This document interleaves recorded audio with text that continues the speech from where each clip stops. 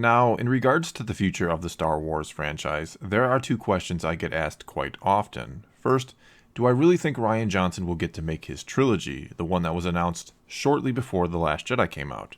And also, how would I personally go about handling Star Wars, especially in terms of what to do with the movies? And though I'll get to that Rian Johnson question in just a little bit, recently in the comments of one of my videos, I got asked by Darth Disney about Star Wars creating something like the Marvel Cinematic Universe. And they're not the only ones that have ever asked me if I think an approach like that could work for Star Wars. And though I don't think copying and pasting the exact formula used by the MCU would work for Star Wars, I think something similar could be successful. Because one of the things the MCU really has going for it is it's relatively simple for anyone to understand. First, it's almost completely linear, meaning more often than not, when a new movie comes out, it takes place after the previous movie to come out, which means the more casual fan or average moviegoer isn't going to be left wondering where in the timeline that now has some 20 movies in it does this new movie I'm watching take place. And even if it is set in the past, like Captain Marvel will be, since it takes place in the 90s, it's pretty easy to explain that to the audience and have them grasp it, because not only will there be easy to spot visual cues that tell them when and where we are, but the characters in the movie can literally tell you the exact year and location. Compare that then to Rogue One though, and sure, most any real Star Wars fan, even if they somehow had no idea what the movie was about going in, would have been able to quickly piece together it took place shortly before the events of Episode 4, or A New Hope, and was all about stealing the plans to the first Death Star. However, there were plenty of average moviegoers who know very little about Star Wars who just didn't get that movie at all. They were left wondering where Rey and Kylo Ren are, since they wrongfully figured it was a continuation of The Force Awakens. And because they're not overly familiar with the Star Wars timeline, or really don't know it at all the visual cues and characters a fan would quickly recognize meant nothing to them. Not to mention, they really were expecting the next movie in the overall series, or at least one that was relevant to the previous movie that they'd watched a year ago, not one that really has basically nothing to do with The Force Awakens. Which is something else the MCU really has going for it. Each movie that comes out is relevant to the bigger picture and is helping build to something, which is of course an eventual Avengers movie, or a movie that is the culmination of the events of the previous 5 movies or so, and will feature all of those characters.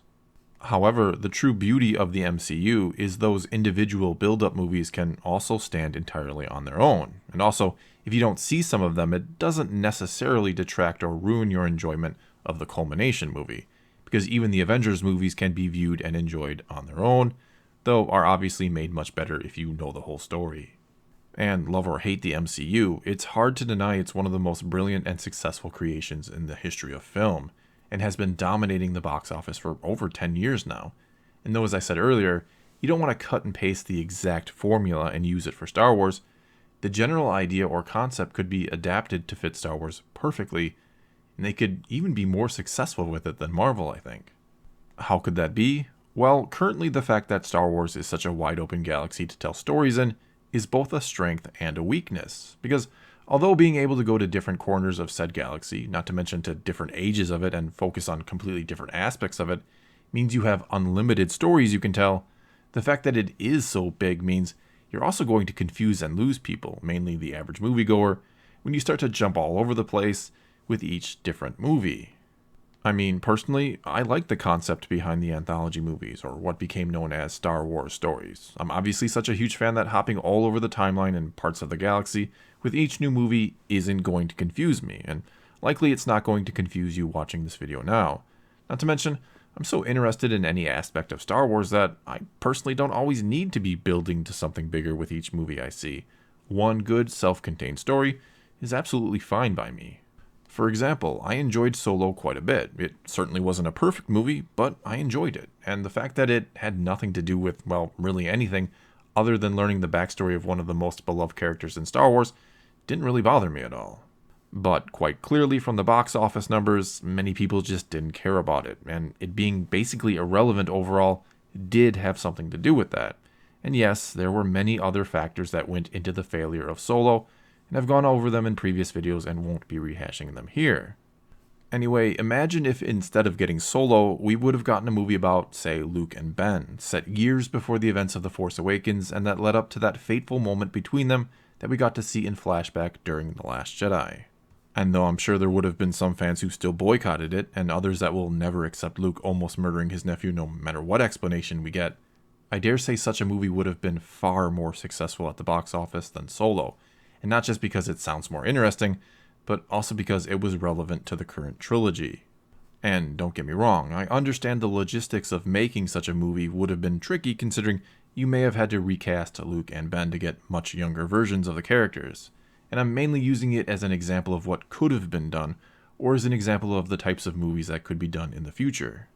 And my main overall idea here would be to keep the trilogy format for the main Star Wars movies, but to go back to 3 years in between them, like it was with both the prequels and originals, and to put perhaps 2 or 3 other movies in the gaps between the trilogy movies that are relevant to that trilogy, but that can also stand on their own and aren't required viewing, if you will. Again, like a Luke and Ben movie could have stood on its own, but would have also been greatly relevant to the sequel trilogy and could flesh out an aspect of it that many would like to know more about. In theory, this then is a formula that you can rinse and repeat forever. You just have a trilogy, along with a few filler movies, if you will, and when the trilogy ends, you can move to a completely different time and place in the Star Wars galaxy and do it all over again, which basically refreshes the franchise every 6 years or so, since that's about how long it takes to complete a trilogy. Furthermore, you could also have an animated show running alongside each of these trilogies for the 6 years or so it takes to finish them, along with other offshoot shows on the Disney streaming service that all relate back to the ongoing trilogy, not to mention books, comics, games, and so on that also tie into it, though this would require a massive amount of planning, something Lucasfilm hasn't been all too keen on, it seems. And no, you don't have to have absolutely everything tie into the current running trilogy. You can certainly still create content for the previous trilogies or other time periods entirely, especially with the books and comics. But the main focus should always be on the trilogy in progress.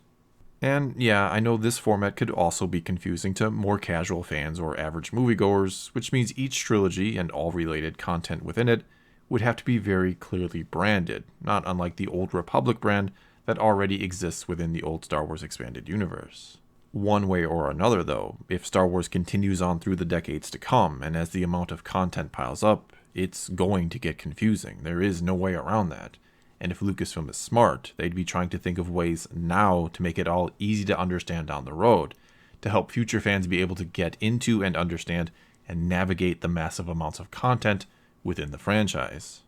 And now to answer that question from the start about Rian Johnson and his trilogy and if I think it'll actually ever get made, well, the reason why I held that answer to the end of the video wasn't to be an ass, it was because the rest of the video helps explain why I don't think it'll ever happen, and if it somehow does, it's a long, long ways off yet.